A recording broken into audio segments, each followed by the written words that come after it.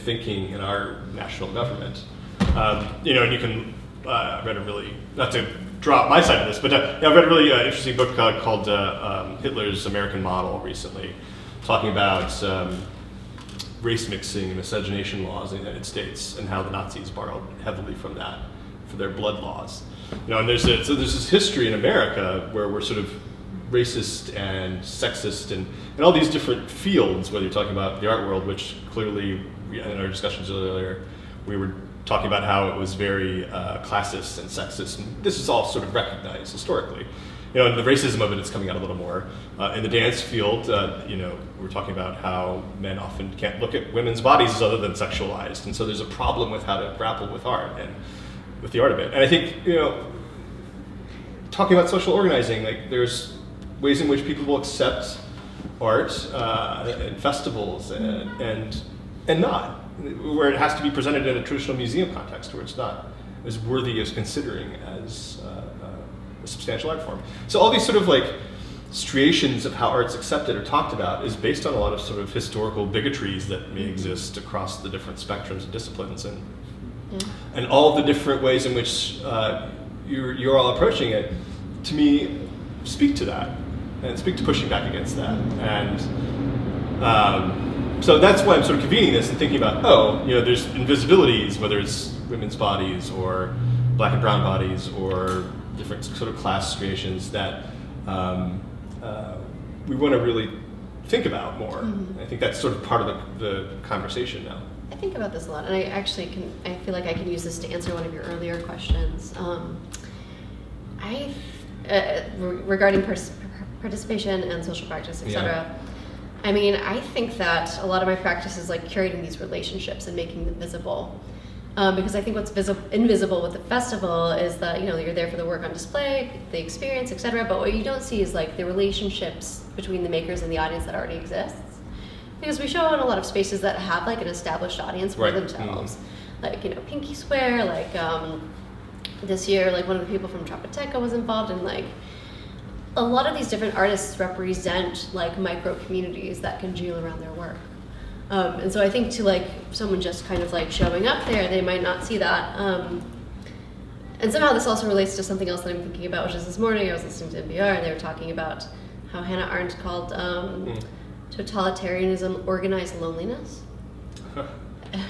That's a great phrase. And I think a lot about how like the festival now and kind of my current practice now and the work that we show, it almost has more in common with like parties and like queer utopias than it does like the history of art, in that I mean, I feel like so much of it is about like insisting on your weirdness and insisting on like gathering and making the work that you want to see and making a space to do that together. Which also in a way relates to this like Judith Butler essay that I read that had to do with like protests and like bodies in the street and how like how like there's like political interest kind of shows up whenever two people like gather. And so this past year at Second Floor, the person Jackie, who's one member from, or aka Coochie Fruit, who's like half of Tropoteca, did their project and then had like a dance party afterwards, and it was hosted in like a street-facing gallery with like big windows, and they said there was a man outside lurking, just like watching them dance, and then he threw a rock at the window. Yeah, like he threw did this like violent thing, and like that made me think so much about like how just the act of like queer artsy people being together and being in space and like enjoying themselves, like that just felt like a political gesture in and of itself, and like to me, I mean, art has always been like social, but like the ways in which it's like so profoundly social is just more visible now. Right. That like other ways of gathering have been kind of like demolished or erased or quantified. Right, and this is the thing about dance that I always go to, is that there's an immediacy of the body. You know, you have a range of different bodies. Some people are offended by the presence of a queer body, or any different type of othering that happens in that instance. And so you guys finding this sort of visceral response to your work has changed over time in the way that she's sort of bringing this up? Yeah, I mean, I think that there's more of a the tradition of de-emphasizing the visual and emphasizing the sensory has become much more embedded in artworks. And so I think that's why you could have Chance's dances be considered to be an art performance and a political event and a social event, and so it's the multi-tendency of all of it, because it's not just becoming seen, it's not just through the peephole, it's not just visual, which is a way of organizing information in a very fascistic way. And so, I mean, to me, I get excited when I think like how well it connects earlier on to almost, we were talking about the Bauhaus or different social movements that manifested themselves in art, and how they involved dance, and they involved sculpture, and they involved eating, and they involved feasts on bodies, and they involved dancing, and so I feel like we're really reviving that. Well, and coming out of a market mode, I think that was very, we were discussing in the preamble to this, like there was a sort of apex of the market where objecthood really got reemphasized since the early 2000s, and maybe there's a sort of swing back to move away from that. I don't know. I mean, I've always enjoyed this sort of art of organizing spaces for community purposes, although I have my own issues with community, but I think, there can become kind of like echo chambers, but I think that there's a sense of more sort of salutary, open, welcoming that happens with that, that sort of pushes back against those barriers socially. Well, it's also the control of the body is the first place that fascism lives. So to have like the spaces of joy, of dance, of pleasure, and have art events and objects and art makers see themselves as pleasure makers, actually, which I would like to take that title. That's pretty good. Right now. Yeah. I'm gonna get that tattooed right here. It's a T-shirt. I want to be a pleasure maker, but is to really sidestep and to create an alternative kind of freedom and politics that can be very active. I mean, that is active. Absolutely. I think when we talk about politics, there's I think it's Randy Cohen. I'm not sure. I have to check that reference, but he talks about how when we talk about politics, we don't talk about moving bodies in space, and what that's an essential part of it. You get people to show up at the voters, but you can't separate politics and movement, and so movement as a sense of like the most important. No, you can't. Consequence of and modernity. I just keep remembering I was not really around with high consciousness during the Kent State shootings, but I do know that as someone who went to school in the 70s, that the idea of a public space in a college completely changed after that. There was no longer a big public space, that things were broken up into quads, into small areas, into, so you couldn't have that kind of mobility happening and those kind of protests happening, right? And so, I mean, it literally is, organizing space so that you cannot politically have effect. Right, and that recalls like race redlining and things like that in terms of civic design. We're going on the Women's March. Did everybody go to DC? And it was really interesting in DC because they organized, it was millions of people. I mean, it was really incredible. But the way that the police didn't really do anything because they didn't like Trump anyway. So there was no one was managing anybody really, except they were making these divergent streams of traffic so that it never seemed like there were millions of people. We were all moving in these kind of like little, streams and separated, by stream, which was interesting as well. But there wasn't that much policing going on there. I mean, you think this, Petra, just to go back to your work for a moment, you're creating a space in a very immediate sense too. Like you walk into a light, like I think of the Garfield Park piece you did recently. And how much were you thinking about these sort of divisions or overcoming these divisions in nature? I don't think about divisions. I think about like connectiveness. Okay. Like how can I create, like there's already something existing, how can I create a layer that allows you to enter a familiar setting in a very different context. Like all of a sudden you explore what's already there, but through a different shift in perspective. Shift in perspective. Yeah. So it's almost like a glitch. Right. Nice. But at the same time, like I'm not thinking about dividing space. I'm thinking more about like a fluid gesture. How can you open a space? Okay. Or actually we're working on a piece now where it was very clearly like, oh, this piece has to act as a division between the private space and the public space.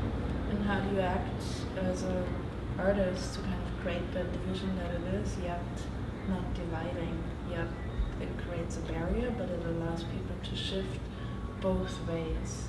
So it was an interesting challenge, like how do you create an invisible curtain? So the perspective remains open across the spectrum. Exactly, you actually feel like it's still a space that has, yes, there is a border separating private and public, but yet how can you create a border that is yet fluid, that you feel like you can like go both sides? I mean, this is part of the... like it's an interesting, but it's also like, it feels like, oh, creating a glitch. Well, but if we're talking about all these sort of like influences of the institutions or structures, like that's what's being done is directing or streams of people, and it's sort of controlling the public expression of private values, and what that means. And I find that fascinating in terms of how we can direct our thinking or direct the thinking of others by leading you through art and what that does. Do you find that that's something that you're thinking about as you're organizing the festival, like the places in the city that you're hosting it? Yeah, I mean, our goal usually is to like make travel as easy as possible, which isn't always possible because like the map changes every year. People kind of, the art spaces shift. Sometimes it's just not easy to make things super walkable. But I think like logistically, like the more like walkable we make our route, like the more connected the different events are. And this past year, like it just so happened that there were a lot of spaces on 21st Street in Pilsen, and that was like one of the nicest corridors, because you could just like go, people were just kind of like flowing to each other's events, and it just felt like much more communal than a lot of like the events that were more isolated. It actually felt like much nicer than like, I don't know, so occasionally we'll like hook up with a bigger institution and host pop-ups there, and those will actually feel a little alienating, like more alienating than like a lot of the home galleries. So, you know, like I try to think about like the movement of the audience as much as possible. And in fact, in years past, I actually used to we have like preliminary curatorial meetings with all the artists. I used to make house calls. So I would go to the space where we were there in a show, and I would think about like how it felt to like walk there and if it was too far. But of course, like, you know, it being like more of like a matter of logistics, there are things we can't control. But the people who've been writing about the festival recently actually like bring this up, that they're like the city itself and the route itself is almost like a part of it. Right. Because they're like sometimes like little unexpected things that feel like they could be. Yeah, this is it recalls the history of the Fleur and the movement through spaces that were culturally different to them, and absorbing that as a learning experience. Yeah, we've been part of a festival in New Orleans called Décour, where they opened up the backyards in the French Quarter for public art installations. They invited artists and architects alike to create these interventions. And so all you had was this map when you discovered the French Quarter. Like you would never experience it before. And, you know, I always felt like, how can such a concept translate to Chicago? Because it's such, we are living in such a large city where we are, like, you know, to go from one exhibition to the next, we actually have to cross large parts. Like, you're crossing boundaries, right? I mean, there's a lot of boundaries in Chicago. There's a lot of boundaries in Chicago. The goal of the Terrain Biennial has been across the United States. So there's spaces in Chicago and Oak Park and Riverside and little, you know, areas around here, but then in Los Angeles. And actually I got contacted by someone in Lafayette, Louisiana, who wants to do something early. And it's really been interesting as a model, because it's something that's has its own, to me that's like the most activist thing, is saying, here, you have your house, you pick this thing, you open it and you give it to someone else. You give a chance to an artist, you give it to anyone that walks by, and it forces people to go across boundaries of spaces and get out of their comfort zone. It works really well like that. I was just thinking that one of the things about and using space and movement to create a kind of a new perspective or a new being or a new response to a known political situation is to have that kind of disorientation you're talking about, right? So which your work does and dance does. When you see the body doing something you do not expect it to be able to do, there's that moment, a suspension of disbelief, right? Where everything you knew before is thrown up in the air, and that's right. I mean, well, I mean, we were just talking about Trisha that's Brown where earlier too, and the things- environment, reaction to the environment, and Right. passed away recently, sadly. But that's where like new thoughts come in. Yes. That are not already The encounter, the the- willingness through to the encounter. but through that space, it's like Yeah. I just But that's a psychological space ultimately, right? That's Yes, a it willingness is a to be psychological open space. to otherness and to not sort of seal. It's rejecting insularity in a sense. It's saying I can step outside of this safe zone or this comfort zone and step into a world where I don't know what's going to happen. well, that's also like why you brought us here, right? Because Yes. everybody here does that, Right. and it's our job And it's a job you all do to well. make those So- spaces where that happens, right? Right. Whether it's through Yeah. objects or spaces or dances or festivals or a surprise shock of light or a movement, right? That's the goal. You're doing my job now. I am doing my job. I am, because I think that's exciting. It is I exciting. think It it's thrills the most me, yeah. important.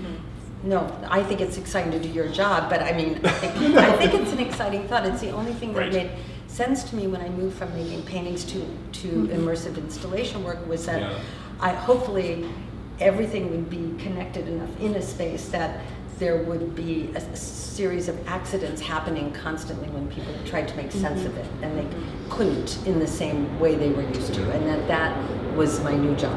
But I think that's, It's amazing. in a sense, what's unique about working in Chicago now too. And then, we talked about it as this enclave outside of the coast. And there is this what's been preserved is this sort of excitement now that there's sort of a pushback against the neoliberalism that sort of absorbed it. That this is viable in a sense, in a way that wasn't 10, 20 years ago, and that somebody like Charlotte Moorman's getting attention now again in a way that she really deserves. And so I think that sort of reclamation, that sort of revivalist moment that's people have sort of remarked on, and that's being marked by dance moving into the museum and being accepted in terms of movement as an art form. And I think that's an extraordinary moment, and I think that Chicago has an extraordinary role to play in that, and I think that all of you have an extraordinary role to play in that. I just think there's something so humble and lacking financially about Chicago that enables it to be a kind and loving place to have these things happen. I mean, I was born in New York and I grew up in LA, so I know there's a lot of home galleries in LA now and all this stuff, but there's always this feeling, and there always have been, and I had a space and but it was always for the next thing that was going to happen.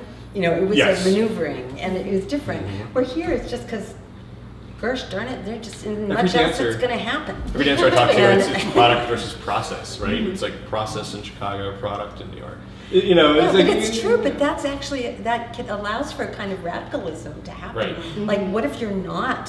What if you decide you're not going to have that next best, most amazing, Christie groundbreaking artwork that does it? What if you just live your life within the arts as an artist in this kind of modest way? It's like, well, I don't know. I'm just speaking. I think this is all very deliberately for myself, and I think of it often as a kind of radical act in a funny way, and in a real way. I think it's interesting. Yeah. I think about this too. I mean, I know that like Harold Fletcher talks about this a little bit, that there used to be like folk culture, like vernacular culture, like people would get together and play guitar and like sing songs and put on plays for each other, and that was just normal. Yeah. Like it was normal for art to be participatory in that way. And then you had fine art, which was like something that rich people could do. And I mean, maybe like participatory art, especially in Chicago, it's almost like, like economically we're very polarized now. And that why wouldn't art making be the same way? Like if we can't like make work and sell it and be a part of like that economy, we're just gonna have to make it for each other. Well, right, exactly, and that was like this one, like I wanted to do like a progressive, this Midwestern tradition, not being a Midwesterner, of progressives, like where someone would make an hors d'oeuvre and then you'd go to the next house and there'd be like a salad and then there'd be it's a thing. and you'd have a dinner across a block, right? Do you know what? That sounds great. No, it's a thing. Right, and someone said, well, who would go? And I go, well, what's wrong if just artists go? Right, yeah, like, absolutely. we pay tax. What's wrong with go? us? Anyway, right. like, why can't we just go? What's wrong, you know? And it's true. It's like, why can't we just Well, do the that? grant makers need to stop telling us what art to make and just start funding us to make art. Yeah. Or do we just have progressives? Right. On that note, I think we're sort of we've been talking for a long time, and it doesn't feel like a long time, which is amazing. I had another idea, but I forgot it. Sorry to got cut you lost off. in the progressive thing, and I wanted Well, to I listen mean, out no, through your that's space. I feel the same. I feel similar. Like progressive sounds great. I feel like I've had so many conversations recently where like I agreed and the other person agreed that we just want to throw art parties. Yeah. And like it's not even we don't even think of it as like this self-indulgent like spectacle thing anymore. It's like I think people just are suffering right now and like we want to like feel good and Connected. feel like they're connected. Yeah, not sense just of rejected because they're not Yeah. who somebody thinks they should be. I remembered the That's story. important. It was like that. Can I tell? Yeah. And it was this artist Philip Cardigan, who's also a writer, and he's a total, really odd duck. And so of course I asked him to do a project at Terrain, and he did it in honor of his coal miner father, for real, and from London. And I didn't know he was going to do this at all. He brought like white bread and jam and made sandwiches that he said he grew up on in England by the coal mines where his dad worked, and sang coal mining songs to the group of people there. And I was like, Right? I It's sharing your experience. never heard anything like that. It was amazing. Yeah. It was so wacky. I It was was at great. the Regional Dance Development Initiative, which there were 12 artists from Chicago who participated in this at the University of Illinois this past summer, last summer. Yeah. And so one of the most wonderful things about that experience was the sharing among the artists, and the artists talking about, you know, why they do what they do. I mean, why we do what we do. And very personal, I mean, more tears shed, I mean, by everyone at that time, but it was quite profound. And it's something that you don't really, when you go to see the work, you don't always understand, you know, sort of the source of that person's point of view, aesthetic, work. Yeah, there's a Quite sort of wonderful, you invisible know, to have intimacy. that kind of experience that so rare. Thanks everybody for having this conversation with Thanks me for today and inviting with our viewers. I want to thank everybody: Sabina Ott, Katie Waddell, Jan Bartoszek, and Petra Bachmaier. Our next one is going to be on June 23rd, called Past Incapacities, looking at dance movement therapy and history of the disability arts movement at Hairpin Studios.